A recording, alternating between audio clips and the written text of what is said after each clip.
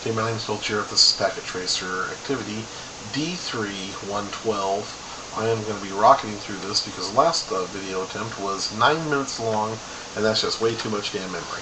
So, what we're going to do is prepare a simple network and send some traffic over it and watch the different behaviors that happen. So bear with me, I'm going to go pretty fast. Alright, so we're going to have a couple of devices. We're going to throw a few generic computers out here. PC0, PC1, and PC2. Then next, we're going to grab a hold of a switch, number 2950, and plug him out there. And then we need to throw some straight-through cabling on here. So connected from fast Ethernet port on PC0 to the switch on fast Ethernet 1. And then again, from here to number 2. And from here to number 3. Okay, we've done that. Now we can configure each of the PCs. I've written two screens, got to drag this in. Just go, as you see, we're on PC0, right there. We're going to configure his IP address as 192.168.1.10. So that's his address. This will help me go faster. You see it automatically configures the subnet mask, and then our default gateway will be 192.168.1.1, which is going to be the same for all three computers. Okay, so now we configure PC number 1. Again, the same deal. Desktop, IP, bam. So that was a 10, now this is going to be 11. And again, the subnet mask, or the default gateway is the exact same on all three. And the last guy right here, desktop, last guy was 11, so this guy should be 12. And again, the same exact default gateway of .1. Okay, so now we've configured all three of these guys. We want to go and start actually screwing around with this little. So we're going to switch to simulator mode, and I'm going to change some of the filters around. Come here, you get in there. So the filters, I'm going to edit that list. Get rid of all of these. Alright, we're going to just test ARP and ICMP. Those are the only filters that we're going to run. So we're going to grab a hold of a UDP packet. Here you click. And we'll start by sending a message from PC0 to PC2.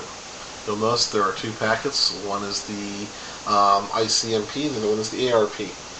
Okay, so we'll go ahead and send those by clicking on auto capture down here and watching the activity. I'm going to speed this up because we don't have all day. Okay, it just sent it from here to the switch, and then it's sent to both of them, and they both sent, the one on the far right sent back to PC0. So as you can see, right here there's an event list that shows us all this. So once again, what happened here is PC0 sent a packet out, and the first one sent it to both of them, and only this guy responded because it was addressed to him. And then the second one, it sent it straight to him. So now if we take a look in here and we see what happened, we approve all this, we can actually go in here and look at the ARP table. So I open PC0 here, and I'm going to select the command prompt. We're going to take a peek at him and see what it shows. So for PC0, he sent a message to the other ARP-A. We can see that he sent a message to .12. So remember, PC0 is .10. He sent a message to .12, and he got a response back from .12, so that's why he's inside the table. But conversely, if we were to look at PC2, drag him in, we should see .10 inside his table. So let's take a peek in there. ARP. And as you can see there, that's true. .10 is in there. But you notice that .11 is not on either one of these guys because they didn't get a message back from him. So what would happen if we were to ping from this PC, .10, to .11? We should, hopefully, get back a response, and then it should add them to the ARP table, right? That's what you would think. So let's go ahead and try that. So open up PC0, go to the command prompt, and I'm going to ping 192.168.1.11. He's the guy not in our table. And I'm going to go ahead and send that. So it's pinging. I'm going to move this away for a minute and really speed this up because we don't want to be waiting here all day. And I'm going to put it on pause while we wait for all the results to come back. It's going to go through and do its thing. Okay, we're back. It says that it's all done.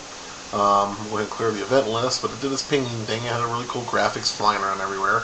But if you're familiar with what it should look like, as you can see, we have received replies from that from .11, which is where we tried to ping. So now, remember, we're still dealing with PC0 here. This guy, he just pinged him. Now we know that he has his address.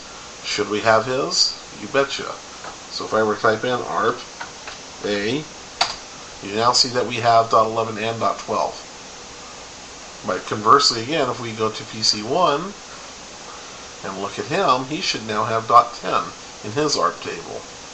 So, command prompt, ARP A, ta-da, there it is. So as you can see, we've sent us a couple simple messages and pings, and everything has worked out really good for us.